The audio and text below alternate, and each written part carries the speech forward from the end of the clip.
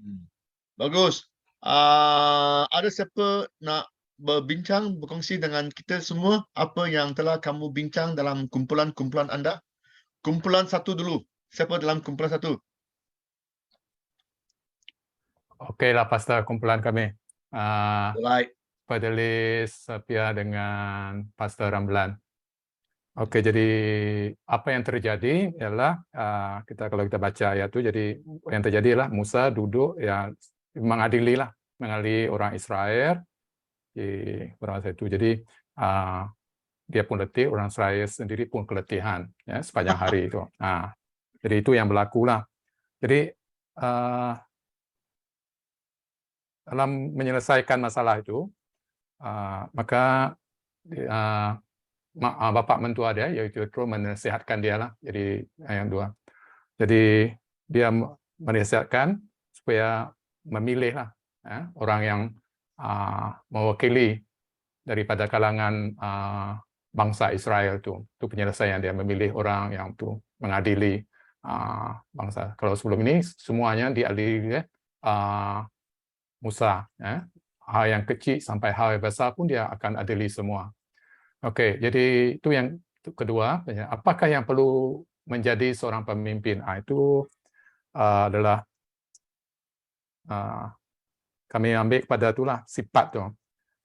Jadi berpandu ini apa yang penting adalah dia memilih orang yang bertalenta ataupun orang yang berbakat. Berbakat termasuk dari segi kualiti dia, kualiti kepimpinan dia, dari segi spiritual dia, segi sosial dia mengasihi ataupun membantu dan moral. Jadi aspek sosial spiritual tu harus yang ditekankan, yang takut akan Allah. Seorang pemimpin. Dan ada di mana kata mereka benci suap? Ada tu ayat 2, 3 ke? Takut pada Tuhan, benci takut pada Tuhan. suap. Jadi tengok integritas. dulu sudah Musa sudah tekan harapan sudah. Oke, jadi yang apa yang dapat kami belajar di sini, pertama sebagai seorang pemimpin kita harus dengar nasihat orang seperti Musa. Dia mendengar nasihat mentuarnya, ya, dan juga dia setialah melakukan apa yang diperintahkan oleh mentuanya, ya, dan dia pun memilih orang-orang yang dipercayainya. Oke, itu yang kita dapat pelajari. Yang lain mungkin grup-grup lain lagi ada. Oke, itu saja. Kumpulan 2. Oke, saya dari kumpulan 2. Reha. Alright. Reha. Oke, Rebecca, Sis Maria, Pastor Ezekiel, dan seorang lagi nama Abah Saluji. Oke. Apa yang dapat kita belajar dari Keluaran, saya akan coba rangkumkan, ringkaskan saja. Oke, dalam Keluaran 18 ini di mana Musa mengadili begitu banyak bangsa Israel. Hanya dia seorang diri saja, jadi dia menjadi letih dan bangsa Israel pun menjadi letih. Jadi dia punya bapak mertua melihat jika Musa melakukan seorang diri, dia mungkin akan menjadi letih.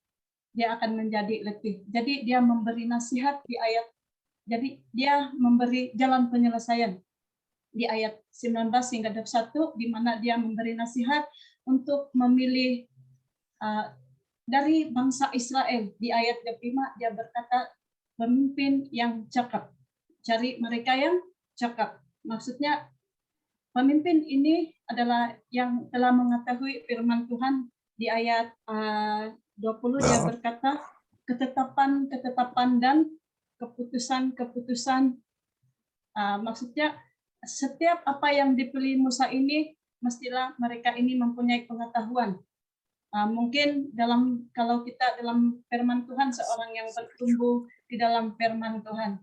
Jadi inilah yang Musa pilih untuk menjadi penolong dia.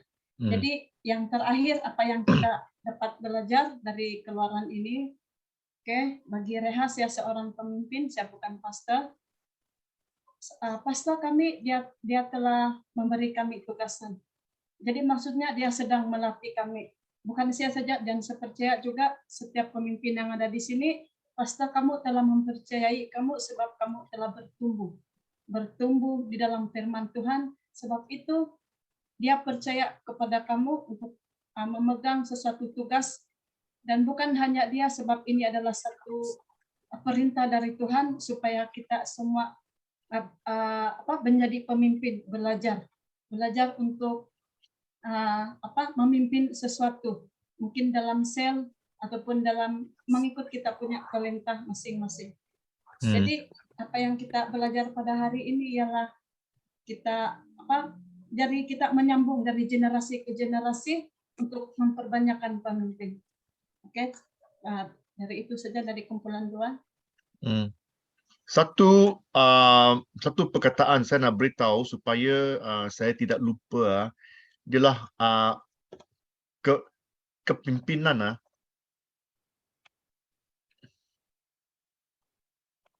Kepimpinan mesti berterusan.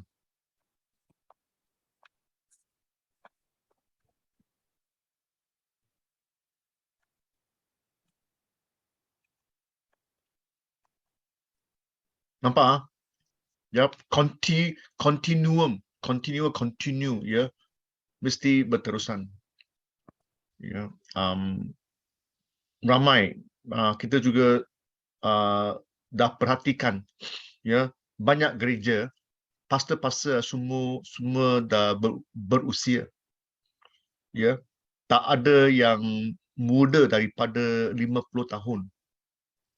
50, 60, saya pun dah dekat 60. Kalau saya masih menjadi pastor untuk 5 tahun, dah 65, 70. Ya, saya mesti mempunyai program untuk meneruskan kepimpinan dalam gereja saya.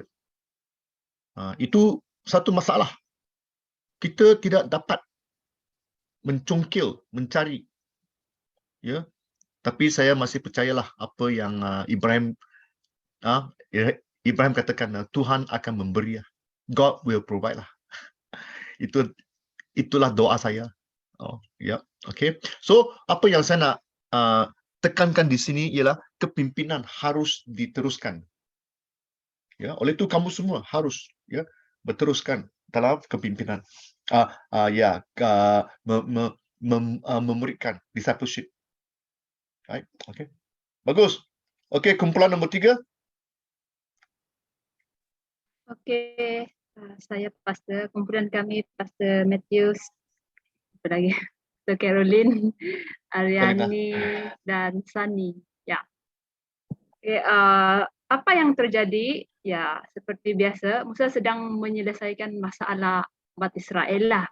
Jadi, apa yang terjadi di situ adalah Bapa mertua dia nampak, dia tengok sepertinya Musa itu penat kalau dia uruskan masalah itu seorang-seorang. Ya. Okay. So penyelesaiannya mertua dia bagi pendapatlah penasihat supaya dia pilih penolong, pembantu dia untuk menyelesaikan masalah yang besar bagi Musa, yang kecil-kecil ringan-ringan punya, oke, kamu yang selesaikan, begitu. So apa yang perlu dalam seorang pemimpin adalah yang dapat dipercaya, dia berkebolehan, bijaksana, takut akan Allah, tidak mau rasuah ataupun amanah. Apa yang kita belajar daripada teks ini adalah jangan buat pelayanan seorang-seorang. Kalau tidak kita akan penat. Kita harus latih pemimpin yang lain. Harus latih jemaat lah supaya mereka juga boleh memimpin orang lain. Itu saja, Pastor. Ya, bagus. Bagus. Ya. Kumpulan nombor 4. Okey, Shalom. Kumpulan keempat adalah kumpulan kami, terdiri daripada Albiati, Kim, Ibu Esther dan Bro Jack. Jadi dalam perbincangan kami, kami telah juga menemukan sama seperti teman-teman kita yang lain untuk soalan pertama, apa yang sedang terjadi di sini kita dapat melihat bahawa Musa berusaha untuk menyelesaikan masalah seluruh jemaat atau seluruh orang Israel dengan sendirian. Okey, ayah mertua dia melihat bahawa cara kepimpinan ini salah. Bukan salah dari segi moral ke tak, tapi salah daripada sistemnya, kerana ia akan membenarkan bukan hanya Musa tapi juga jemaat yang hadir. Dan ada juga yang mengatakan bahawa Musa ini one man show dekat sini. Dia macam boleh dikatakan baik saya buat sendiri, kerana kalau saya buat sendiri itu lebih mudah daripada saya delegasikan kepada orang. Mungkin dia berfikir seperti itu, kita tidak pasti.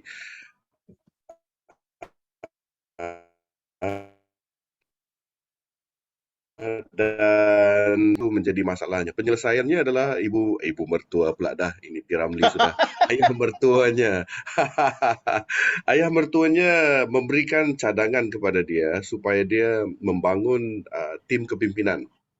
Okey, bagaimana dia bangunkan? Dia berkata angkatkan kepala 1,000, kepala 100, kepala 50 dan kepala 10.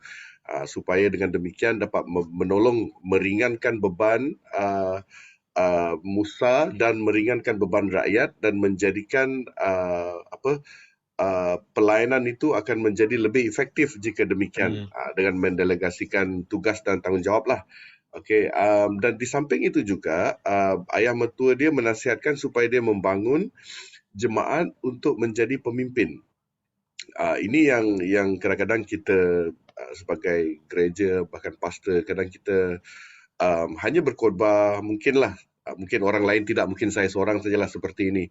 Kadang kita fokus kepada berkhotbah, membangun emosi, membangun semangat, membangun iman. Kita lupa bawa mereka dalam satu perjalanan yang lebih ke depan lagi, iaitu menjadi kepimpinan, mengambil tugas-tugasan kepimpinan. Dan saya juga mendapati ada setengah orang di antara pastor-pastor ini yang takut untuk membangun pemimpin, mungkin kerana mereka bimbang yang dilatih mereka itu lebih cekap daripada mereka. Jadi mungkin mereka ada masalah Memberontak.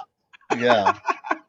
Jadi mereka ada masalah insecure. Mereka takut yang dipimpin itu akan lebih cekap, lebih dipuji. Ya, mungkin ini yang menjadi penyebab orang tidak mau melatih orang lain lah. Mungkin ini andaian saya saja, kerana dari pengalaman juga ada saya melihat seperti ini. Okey, dan kemudian soalan ketiga, apakah yang perlu menjadi seorang pemimpin? Seperti yang tertulis di sini adalah seperti yang dikatakan oleh Sis Reha sebentar tadi, memiliki pengetahuan akan Tuhan lah. Ini basic, perkara-perkara basic tentang keselamatan, tentang dasar-dasar iman, tentang prinsip-prinsip dalam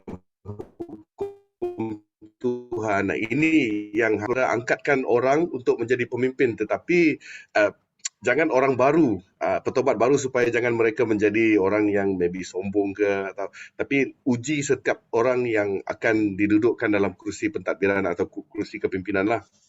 Okay. So memiliki pengetahuan akan firman Tuhan, takut akan Tuhan, bertanggungjawab, boleh dipercayalah bertanggungjawab dan tidak mengejar atau tidak rasuah lah. Sebab kita melihat kadang-kadang di sini bila melibatkan kesalahan-kesalahan kadang untuk tutup rahsia, okey, sampul surat, isi dalam RM50. Kan, boleh terjadi perkara seperti ini. Jadi orang yang takut akan Tuhan dan orang yang tidak mengejar suap ini sangat-sangat penting sekali. Kalau tak ada, dia akan boleh mencemarkan atau meruntuhkan sebuah organisasi lah. Okey, yang keempat, apa yang dapat kita pelajari? Di sini kami banyak juga dapat pelajari. Setiap di antara kami memberikan input yang menurut saya sangat menolong juga. Yang pertama adalah kerjasama itu penting. Untuk memastikan kita punya pelayanan itu efektif. Yang kedua, belajar untuk mendelegasikan tugas dan tanggungjawab. Belajar untuk percaya orang lah. Kan, jangan, so saya terbaca buku John Maxwell. Dia berkata kalau kita mau menjadi lebih efektif dalam pelayanan, perlu percayakan kita punya tanggungjawab kepada orang. Dan dia berkata jangan expect terlalu tinggi daripada orang. Sebab kadang-kadang kita tidak mahu mendelegasikan tugas kerana kita berfikir bahawa mereka tak mungkin dapat melakukan sehebat saya atau sebaik saya. Nah, mungkin ini kadang-kadang menjadi masalah. Jadi kadang-kadang kita jangan terlalu expect terlalu besar daripada mereka, tetapi expect bahawa mereka akan melakukan kesalahan supaya kita sama-sama belajar dan bertumbuhlah. Okey, yang ketiga adalah setia. Ini daripada Sis Albiati, setia dalam tugasan kita. Keempat, daripada Kim, keterbukaan untuk menerima nasihat. Dan Musa adalah orang pun demikian. Ketika ditegur oleh bapa mertua dia mendengar. Kebanyakan pemimpin pada hari ini kalau sudah dalam posisi itu, saya rasa kamu siapa? Dia tanya, kamu siapa? Kan? Kenapa saya perlu dengar cakap kamu? Tapi di sini Memang. kita melihat Musa sangat bagus, dia sangat terbuka sekalipun dia adalah orang yang dipakai Tuhan dengan luar biasa. Dan saya rasa ini adalah sikap yang patut kita contohi sebagai seorang pemimpin lah. Yang daripada saya melihat bahawa kita perlu bangunkan orang. Bukan hanya kita beri makan jemaat kita supaya mereka sehat, tapi kita bangunkan mereka dengan nilai-nilai rohani yang benar. Kita bangunkan mereka dengan skill dalam cara mereka melayani, cara mereka bercakap di depan, cara mereka bergaul dengan orang. Itu kita perlu latih sebagai seorang pemimpin, dan juga kita perlu mempersiapkan mereka dengan dasar-dasar iman, perkara-perkara yang basic yang dapat membawa mereka lebih ke depan lagi. Jadi itu daripada tim kami. Thank you. Tuhan berkati. Benar. Dan untuk tambah apa yang Arwin katakan, kalau Arwin masih ingat dan baca buku dari John Maxwell pernah mengatakan bahawa kita harus meningkatkan, memuridkan orang yang lebih cekap daripada kita. Melatih mereka menjadi lebih cekap daripada kita. Lebih baik daripada kita. Susah. Bukan senang. Tapi itu penting. Kerana saya juga perasan, dunia kita dah berubah. Mungkin orang muda sekarang, mereka lebih cekap daripada kita. Lebih cekap. Pengetahuan lebih banyak. Kita harus melatih mereka menjadi lebih baik daripada kita.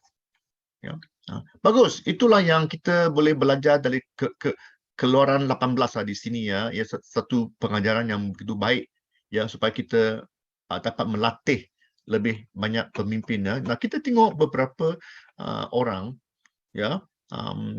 apa yang satu kesimpulan yang dapat kita belajar dari Yitro. Kamu harus tahu bahawa apa yang kamu lakukan bukan kerana anda, orang lain. Apabila kita belajar tentang pelayanan, ministry, kita melayan orang lain, bukan diri kita sendiri. Oleh itu kita harus memberi yang terbaik kepada orang. Terbaik. So itu bukan tanggungjawab Musa sahaja, tetapi semua orang. Dan juga cara Musa ialah untuk mengarahkan orang, melatih mereka, mengarah, beri galakan, beri panduan, dan Musa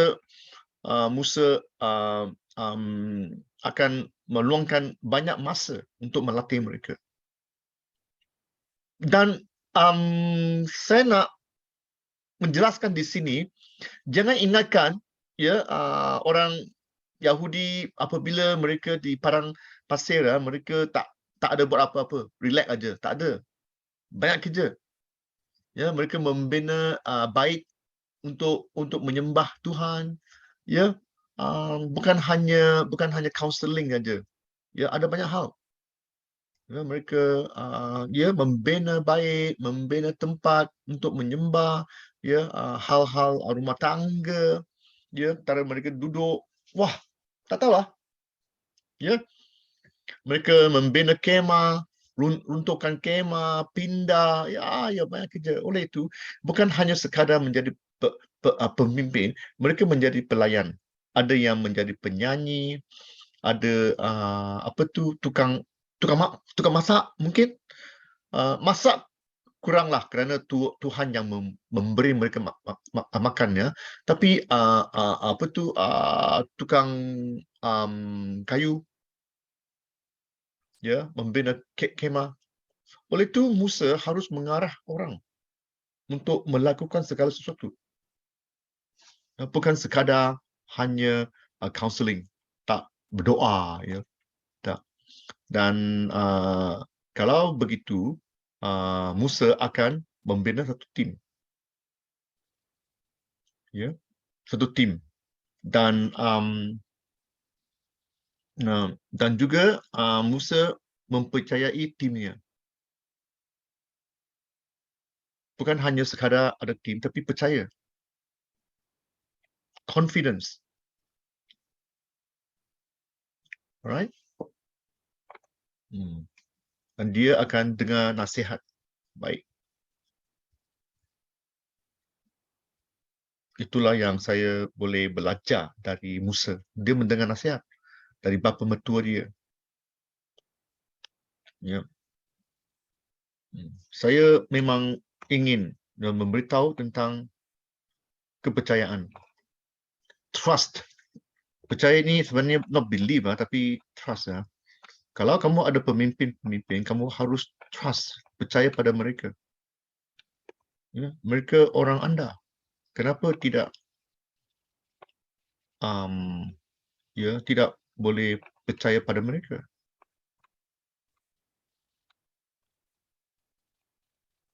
You must trust your leaders. Okay? Soalan? No problem, Dan apakah latihan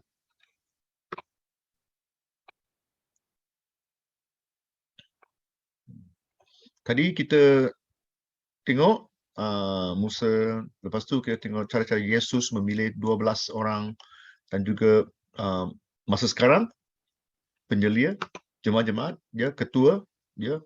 Dan kita Nabi Musa dia menolong orangnya sendiri. Ya. Kerja tanggungjawab Nabi Musa ialah untuk meluangkan masa bersama-sama dengan Tuhan, berdoa. Ya, itu memang tanggungjawab sebagai pastor. Itu tanggungjawab kita. Ya. Bukannya secara remeh-temeh, ya. Ya, yang kita selalu kena baca. Saya gemar. Sekarang saya sudah praktis, saya belajar untuk membaca. Dulu saya memang benci baca buku. Sekarang ya saya mau, kerana itu pengetahuan. Membaca memang boleh menolong saya dalam khutbah, dalam cara saya mengendalikan tanggungjawab, ya. Dan Musa juga memilih mereka yang berupaya dan bertanggungjawab. Ada kalanya kita kena uji seseorang, adakah mereka sesuai untuk menjadi pemimpin dalam gereja anda. Bukan kerana mereka dah lama dalam gereja, okeylah mereka boleh menjadi pemimpin, tidak. Ya. Berbicara dengan mereka, uji mereka. Adakah mereka masih mempunyai tabiat duniawi, cara-cara mereka bercakap. Ya. Jangan hanya pilih kerana mereka lama dalam gereja. Tak. Ya. Pilih mereka yang rapat. Nombor satu, rapat dengan Tuhan. Nombor dua, rapat dengan kita. Support. Ya, support. Right? Thanks, Arwin. Nombor dua, apakah cara-cara Yesus memilih 12? Memang banyaklah. Nombor satu, dia meluangkan masa bersama mereka. Ya. Mereka bersama-sama dengan Yesus untuk 3 tahun setengah. Kita dah bincang sedikit tentang hal ini di pelajaran minggu dulu, kan. Ya. Dan juga Yesus menubuhkan gereja. I will be my church. Itu caranya. Ya, caranya. Kerana gereja mempunyai struktur untuk memimpinkan orang. Mempunyai satu struktur.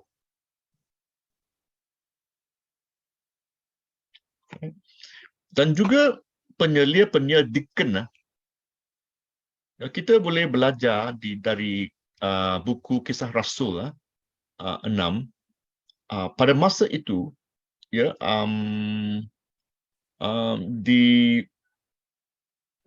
pada masa itu gereja mempunyai krisis. Ya, krisis. Kalau kita ada masa, kalau kamu boleh baca Rasul 4 dan 5, kita dapat belajar yang ramai orang mereka jual harta mereka, harta benda mereka. Rasul 4 dan 5, mereka jual harta benda mereka dan mereka memberi pada mereka yang memerlukan. Ya, kerana pada masa itu ramai orang miskin. Bahkan ada yang kebuluran. Pada masa Yesus, kebuluran dan juga kekurangan air itu memang biasa. Orang lapar biasa. tak cukup makan biasa. Malaysia kurang. Malaysia kurang orang tak cukup makan. Kamu semua makan terlalu banyak. Kan? Ada orang sehari makan sekali saja. Pagi makan malam. Makan sampai malam. Ya. Tapi masa Yesus mereka ada yang kelaparan dan juga air dahaga. Kerana air pada masa Yesus tu ada air yang ada tak eloklah, tak segar. Ya. Mereka tak ada spritzer, tak ada mineral water, ya. Oleh itu Yesus pernah kata di Matius 5, dia katakan mereka yang lapar dan dahaga pada kebenaran Tuhan. Tuhan akan memenuhi mereka. Ada kalanya kita pun tanya kenapa Yesus menggunakan perkataan mereka yang dahaga dan juga lapar pada kebenaran Tuhan. Kerana mereka biasa kurang. Oleh itu, selepas ini di Rasul 6 kita juga tahu bahawa ada ramai yang mereka miskin, tak ada makanan. Nombor 2, ada yang menjadi balu. Ya, suami mereka dah meninggal. Ya, pada masa Yesus perempuan memang tak ada kerja. Suami yang mencari duit pulang. Oleh itu apabila suami mereka meninggal, tak ada makanan, tak ada upah, ya, anak masih kecil, mereka perlukan pertolongan. Ya. Oleh itu Paulus dan mereka memilih 7 orang untuk melayan, melayan mereka yang in need berkeperluan, ya, di segi makanan dan juga tempat tinggal, ya. Tapi orang ini jemaah penyelia bukan orang biasa saja. Mereka mesti penuh dengan Roh Kudus dan juga bijaksana, wisdom, wise. Kenapa bijaksana? Untuk membuat keputusan. Making decision is so important. Ya, membuat keputusan yang baik itu memang penting. Right? Dan mereka juga membiarkan rasul-rasul untuk berdoa dan menyebarkan ajaran Yesus. Sama juga. Rasul-rasul yang membuat. Sama dengan Musa. Alright. Soalan?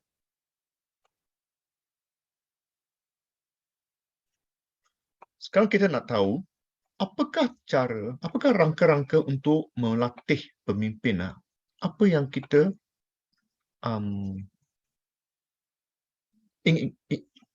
inginkan. Nombor satu, mereka mesti berkomitmen. Apakah perjalanan mereka bersama-sama dengan Tuhan?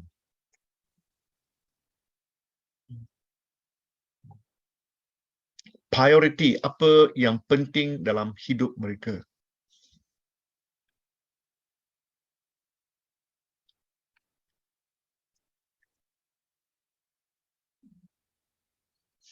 Mereka mesti pemimpin yang ya,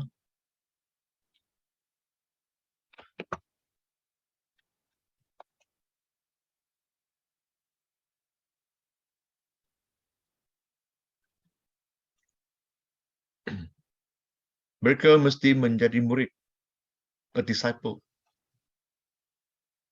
Ya.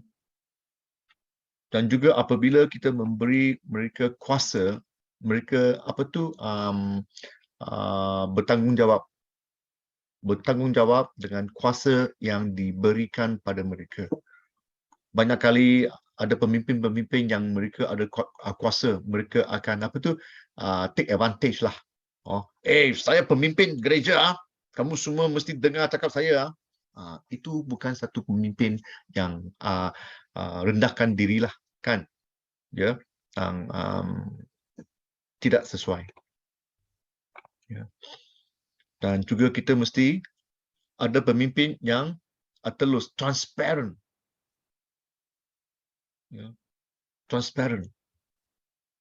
Tak ada yang sorok-sorok. Apabila kamu memilih pemimpin-pemimpin, mereka mesti berterus terang memberitahu. Ya. Dan juga mempunyai struktur yang berkesan. Mereka tahu apakah penting untuk menjadi seorang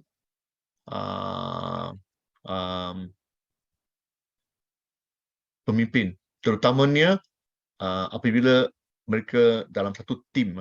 Dalam gereja, di mana-mana pun, kepimpinan itu memangnya satu tim. Saya pernah buat latihan tentang tim. Terutamanya tim semacam Yesus. Tim. It's a teamwork. Kerja Tuhan memang teamwork. Mana-mana pun. Saya selalu buat team building, ya, teamwork. Saya ada buat latihan, ya,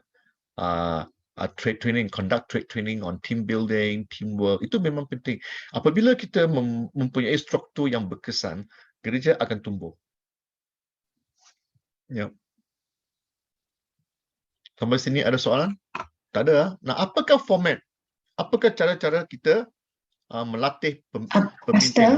Rebecca. Boleh dengar saya? Boleh. Okey. Saya ada satu soalan, Pastor, tentang rangka-rangka untuk melatih pemimpin tadi.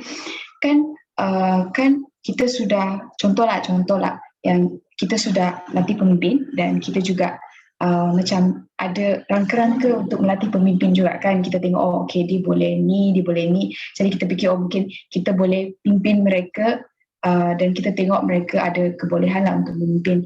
Tapi kalau contohnya lah kita sudah latih mereka, tapi sepanjang kita latih mereka, akhirnya mereka akan macam tidak banyak melakukan tugasan yang diberi, tapi akhirnya dia macam berbalik kepada kita balik, macam kita balik yang buat semua. Contoh kan macam kisah Musa tadi, Musa sudah pimpin.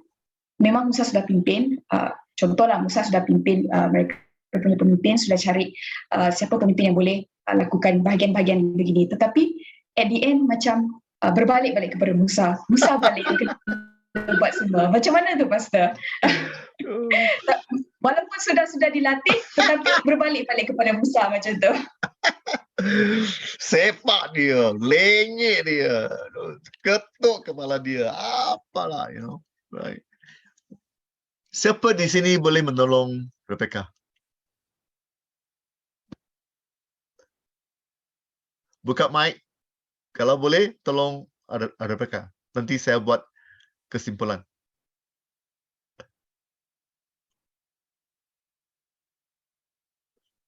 Siapa?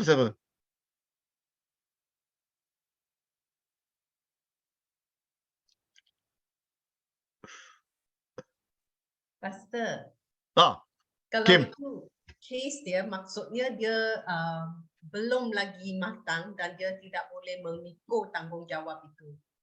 Sebab dia tak tahu macam mana cara mengendalikan, maka dia balik kepada kita lagi. Maksudnya dia belum lagi bersedia untuk menjadi seorang pemimpin. Macam mana nak terminate dia?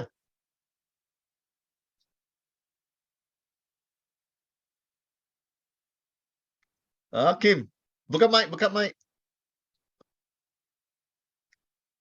Bergantung kepada cara dia, hubungan dia dengan pemimpin. Pemimpin, Ya, cara dia mengendalikan pemimpin. Kadang-kadang bukan terminate saja, kadang-kadang dia perlukan lebih bimbingan sebab dia belum lagi bersedia.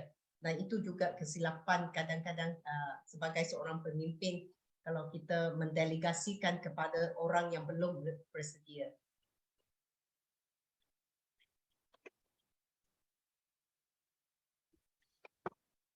Bagus. Terpulanglah pada communication ataupun tarik. Pastor, Hmm. boleh saya beri pandangan saya? Please, tolong beri.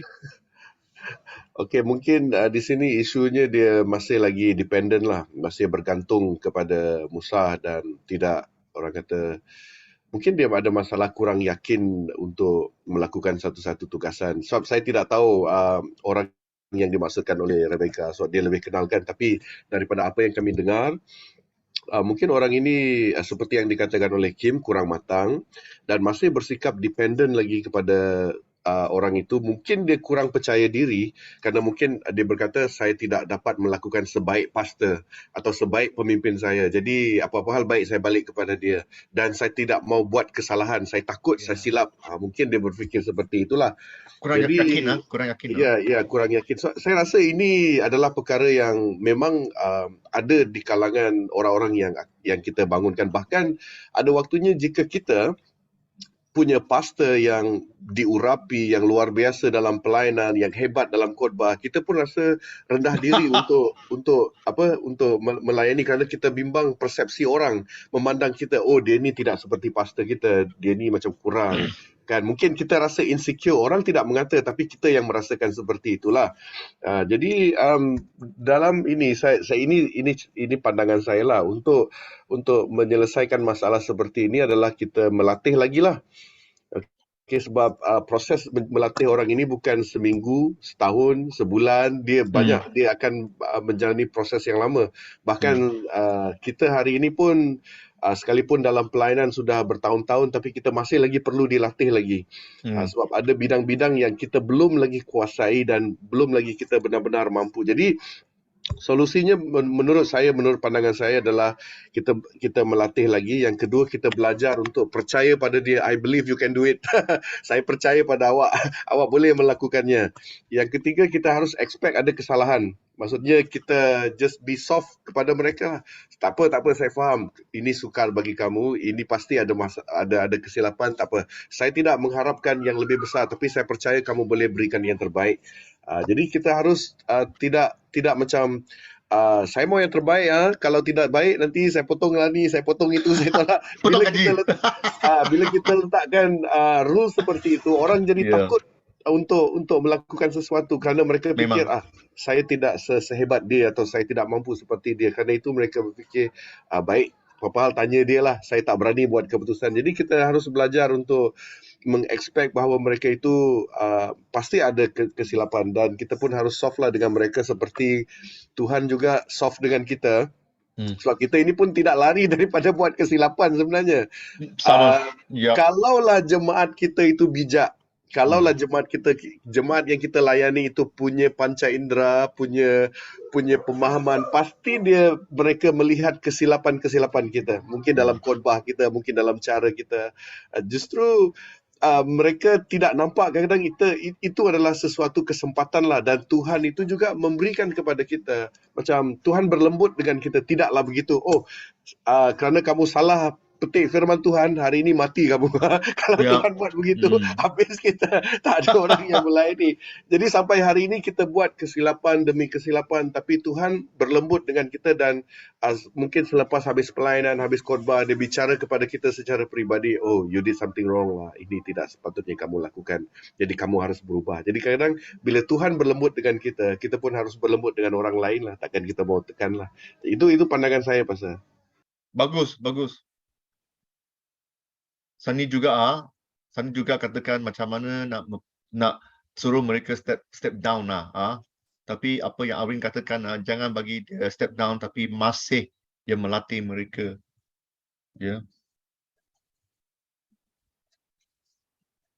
Lagi siapa?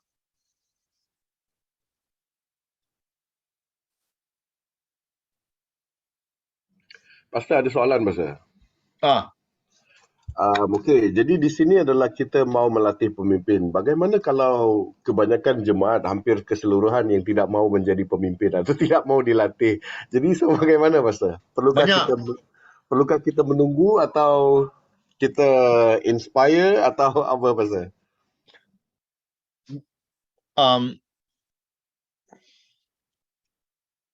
Banyak yang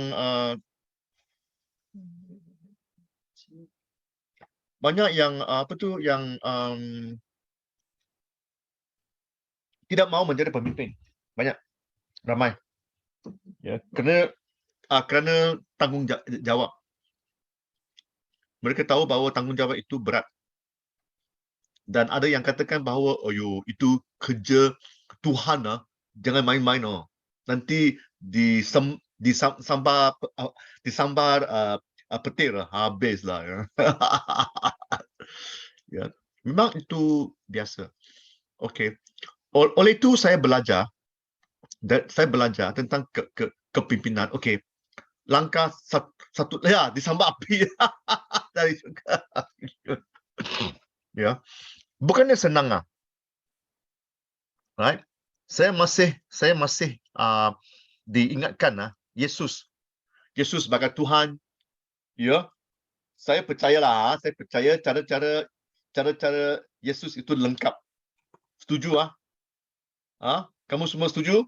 Cara-cara Yesus memimpin dan melatih semua lengkap. Tetapi selengkap Yesus, dia pun ada Judas dia. He has his own Judas. Oleh itu, Rebecca, jangan putus asa. Yesus pun ada Judas, pun ada Petrus yang apa tu deny kan? Ya, biasa. Ya. Tapi kita jangan putus asa dan kita teruskan. Ya. Teruskan membuat kepimpinan. Memang kita tak akan ada 100% lulus. Ya, ada kalanya kita gagal. Ramlan katakan ramai yang tidak mahu berkomitmen dalam pelayanan, apalagi sebagai hamba. Ya, memang kembali kepada right. Dan saya membaca Alkitab 2 Timotius. Dan apabila kalau boleh kamu baca 2 Timotius, 1 Timotius dan 2 Timotius, Paulus mengatakan, ini orang meninggalkan saya. Orang itu meninggalkan pelayanan dia. Maksudnya ramai pelayan-pelayan yang mengikut Paulus. Apabila mereka berjalan setengah jalan, mereka give up, putus asa. Rebecca, bukan hanya kamu, bukan hanya saya. Paulus juga mengalami. Mereka semua ini pelayan-pelayan. They are ministers. They were missionaries. Mereka keluar membuat penginjilan. Mereka juga putus asa. Give up. Menyelah. Ya. Tetapi Paulus tidak putus asa lah. Dia masih melatih Timotius, melatih Titus, dan bukan banyak orang, bukan ramai orang. Jangan ingatkan Paulus Paulus melatih beratus-ratus tak ada hanya segelintir lah. Oleh itu kita harus selalu melatih pemimpin-pemimpin. Itu satu beban saya.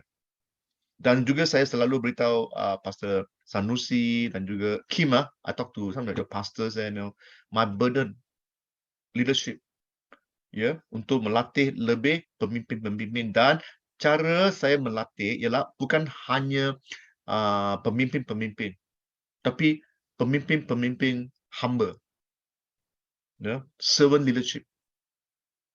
Apakah cara-cara untuk menjadi hamba apabila kita melayan? Hamba apabila kita memimpin, servant leadership, itu penting. Banyak kali. Dan apabila kamu melatih pemimpin-pemimpin dah, Rebecca, kamu ada di sana, dengar sini ada tak? Rebecca? Yes, Pastor. Okay, kamu dengar sini alright. Beritahu pelayan-pelayan, beritahu jemaat-jemaat bahawa gagal itu biasa. It's alright to fail. Apabila kamu gagal, bukannya kamu seorang kegagalan. When you fail once, doesn't mean that you are a failure. Alright? Apabila kamu gagal, itu satu pelajaran. It's a lesson learned. Lain kali jangan buat lagi. Kalau kamu buat lagi, itu something wrong here lah. Sudah tahu tak boleh buat, jangan buat. Buat cara lain. Banyak kali saya pernah gagal. Apa hal? Masa Christmas saya nak buat ini. Gagal. Okeylah, tahun depan Christmas jangan buatlah. Faham kan? Dan lagi satu, ada kalanya, banyak kali apa yang kita buat salah boleh diperbetulkan. Many times what we have done wrong can be corrected. Alvin, itu apa yang John Maxwell kata. John Maxwell kata, what you have done wrong, most of the time, most of your wrongs can be corrected. Banyak kali kesalahan-kesalahan anda boleh diperbetulkan. Oleh itu, jangan putus asa. Teruskan. Saya nanti kalau saya boleh saya cari satu video, saya nak show satu video. Macam mana nak tingkat Satu cara untuk tingkat ialah gagal. Kalau kita gagal, kita tingkat. Pelik Sani kata kalau selalu salah, pastor sudah dibagi tahu masih lagi salah. Yalah, something wrong here lah, Sani. Di sini ada masalah lah. Memang. Kita tahu. Itulah kita kena ada testing lah, supaya mereka tahu mereka boleh menjadi pemimpin ataupun tidak. Esther, bagaimanakah cara untuk menghadapi pemimpin yang salah? Senang aja lah. Kalau kita tahu mereka salah gunakan kuasa, kita lututkan mereka lah.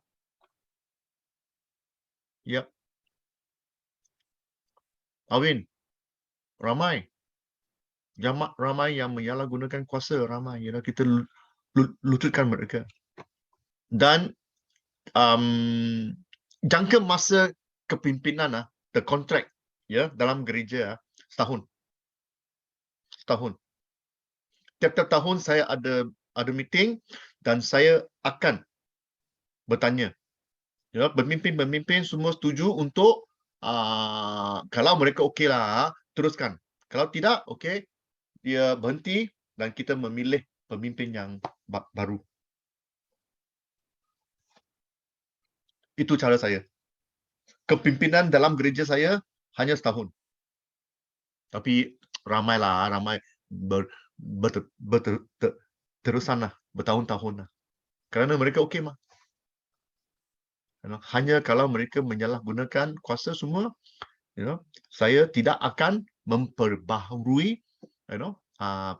posisi mereka. Esther, okey ya? Itu memang tidak apa tu, it's not easy lah, bukan senang lah. Right? Memberi peluang kepada pemimpin yang baru untuk menunjukkan kepimpinan mereka. Ya, benar. Contoh, menguruskan camp, benar. Dan lepas tu buat postmortem, ya, benar. Postmortem, itu Lulai kata, Jamita kata, Pastor, bolehkah orang muda jadi pemimpin umur 15 ke atas? Pemimpin mungkin bukan dalam gereja lah, pemimpin dalam kumpulan mereka, komsel-komsel, ya, bukan menjadi pemimpin. Tetapi bagus. Walaupun mereka belasan tahun, kita boleh melatih mereka menjadi pemimpin. Ya, bagus. Macam mana mau kuat hati untuk melucutkan, kenalah Ramlan, kena. Kena. Jangan terlalu soft lah, lembut hati, jangan. Kalau tidak, ya kena keras hati. Ya memang. Ada kena, Fadlis. Kalau tidak, mereka they will destroy you. Mereka akan menghapuskan anda. Yep. Ada kalanya, Ramlan, kalau kamu nak tahu, banyak kali itulah pemimpin yang akan berontak, rebellion. Ya. Tarik, ya. Tarik, lenyek. Tarik, lenyek, hantam. Tarik. Ada kalanya orang katakan kita tidak ada belas kasihan. Tapi jangan takut. Ya, kamu hanya untuk mempelihara gereja. You are here to save the church. Ya, lembut tapi tegas, memang Lulai. Mungkin kita perlu counseling mereka, coaching, counseling, ya, counseling dululah. Counseling dulu. Kenapalah? Apakah cara-cara untuk, ya? Itu bukan dalam kelas ini. Saya percaya Pastor Rasid ada kelas kepimpinan dulu. Kita pernah bincang lah. Awin dalam kelas kelas kepimpinan. Macam mana nak menolong jemaat-jemaat ya untuk tumbuh. Ya, itu boleh buat.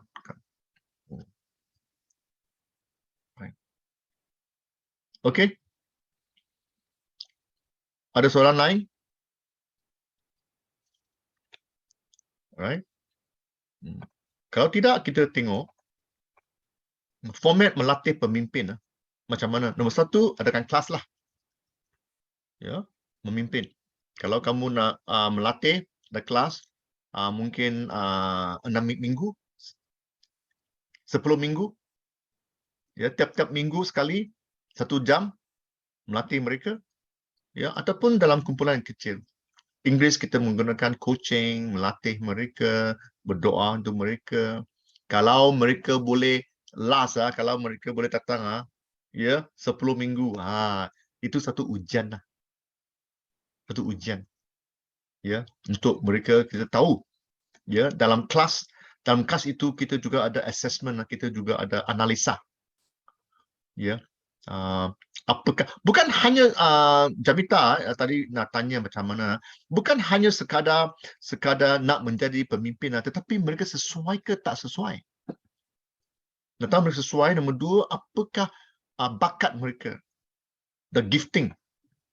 Ya, ada orang mereka buat camp-camp kepimpinan. Ya, 2 malam 3 hari mereka akan menjemput pastor-pastor untuk menolong mereka. Saya pun pernah buat. Ya. Dan cara saya melatih pemimpin tegas. Sampai ada kalanya orang marah dengan saya. It's okay. Kamu marah pada saya tak apa. Kamu jangan marah pada jemaat-jemaat. Kamu kena kasih pada jemaat. Ya. Kita juga boleh mentor mereka. Ini cara saya berdoa, ini cara saya memimpin. Ya, kamu juga boleh buat dengan sama. Okey?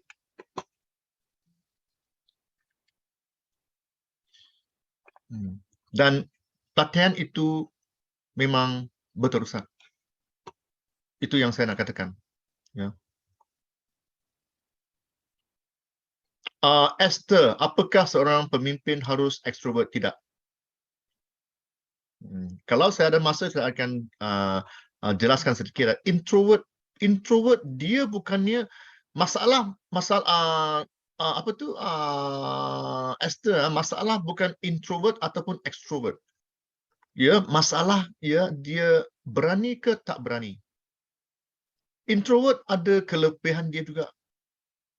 Orang yang introvert dia akan fikir dan dia lebih jaga-jaga apa yang dia boleh lakukan ataupun tidak berlakukan. Extrovert, no, kuat saja. Wah, wah, wah, wah. Alah. Ya.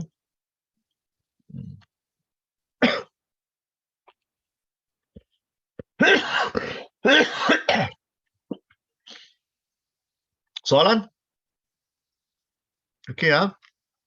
Saya harap saya dapat puaskan soalan-soalan anda semua. Okey. Kalau tak ada soalan, saya akan break anda balik kepada kumpulan-kumpulan. Ya. Dan kamu ambil 10 minit untuk bincang balik pada di sini katakan bahawa apakah cabaran gereja sekarang. Memang ada kalanya gereja sekarang tak semacam dululah. Ya, saya masih ingat lagi apabila saya masuk gereja, ya, akhir tahun 70-an lah. Saya masuk gereja tahun 79, 80, ya, begitulah. Dan gereja sekarang memang berlainan. Ya. Sekarang apa satu cabaran yang kita sebagai pemimpin ataupun pastor kita mengalami ialah cabaran maklumat yang luas, information. Ya. Dulu kami tak ada internet. Ya, tak ada tak ada komputer. Ya, tak ada handphone. Apa yang pastor khotbah, apa yang pastor katakan itu okey, benar. Ya, sekarang lain. Sekarang apabila kita khotbah, semua orang akan pandang, benar ke? Kata itu benar ke? Baik saya cek dengan handphone. Mereka tak, oh, handphone kata begitu, ya. Mereka sangsi. Mereka tak begitu pasti yang apa yang pastor katakan itu boleh terima ke tak boleh terima. Bukannya mereka tak percaya. Ya, mereka percaya, tapi benar ke tak benar? Kerana maklumat sekarang luas. Ya. Oleh itu, kita sebagai pastor, kita harus selalu meningkatkan diri kita sendiri. Kita baca buku. Ya, kita selalu kena melatih. We are always on training. Saya masih belajar. Ya, tahun depan saya akan buat sesuatu yang berlainan. Saya harap saya akan habiskan pembacaan Alkitab saya dan tahun depan saya akan guna translasi yang berlainan. Format-format yang berlainan untuk membaca Alkitab. Ya, supaya saya akan tingkatkan diri saya. Ya. Luas. Dan nombor 2, perkaitan dan penyamaan, relevance. Adakah apa yang kita khotbah, ajar itu ada kaitan dengan mereka? Tidak. Masa sekarang tukar, ubah begitu cepat. Ya.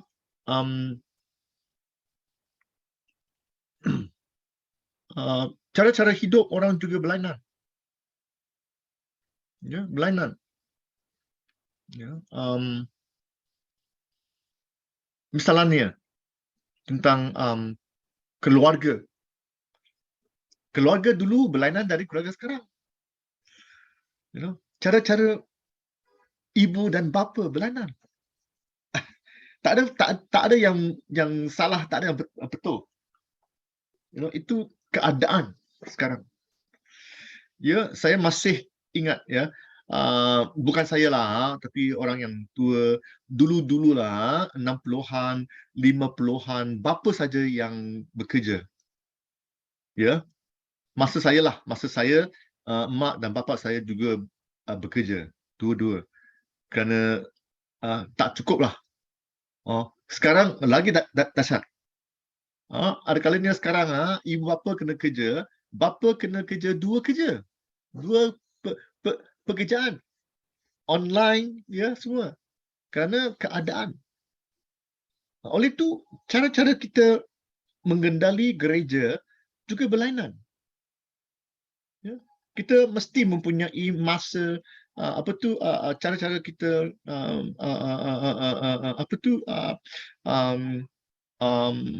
kebaktian berlainan. Tak boleh panjang kerana mereka kena balik rumah untuk bekerja. Ya. Kalau tidak, orang tidak akan datang gereja. Ya. Dan juga sikap morality. Dulu kita katakan yang ini, adakah itu dosa? Jawapannya ya ataupun tidak. Sekarang kalau kita tak tanya, adakah itu dosa? Terpulang. Ada hal-hal individu. Apa yang kamu lihat hitam, tak semestinya hitam pada saya. Oleh itu, kalau orang nak mengikut Yesus, mereka juga katakan terpulang. Depend. Tak semestinya. Ya. Oleh itu, inilah cabaran yang gereja hadapi dan juga sekarang. Ya, ramai orang yang sakit. Pain and suffering. Ya, keluarga, keluarga yang berpecah rebah. Suami tak ada isteri, isteri tak ada suami. Ya, sakit, kekurangan dana, ya, keliru. Ya. Oleh itu, apakah nilai-nilai dan sekarang nilai juga berubah. Apakah maksud hidup, makna? Apakah makna hidup sekarang? Sebenarnya ramai orang yang lonely ya, mereka sepi. Kesunyian, ya, sepi. Ya, mereka nampak okey, tetapi yang sebenarnya mereka tidak okey. Tapi orang tak ada masa untuk mereka. Sorry ya, kamu sepi ke apa ke, saya tak tahu. Itu bukan masalah saya. Alright. So, kita mempunyai masalah begini. Ya. Oleh itu, cabaran-cabaran, cara-cara kita mengendali gereja, ya, memang berlainan. Dan kita harus selalu kena tingkatkan cara-cara kita membuat penginjilan, cara-cara kita berkhotbah, cara-cara kita melayan, dah berubah. Ya, saya tidak boleh mengikut apa yang pastor dulu saya buat. Pastor saya buat dulu, ya, cara-cara dia. Berlainan. Okey. Soalan. Ada siapa soalan? Kita sini kita nak welcome kawan saya Silen. Encik Silen boleh tak lambai pada kita? Ya, lambai. Okey. Alright. Ada siapa ada soalan?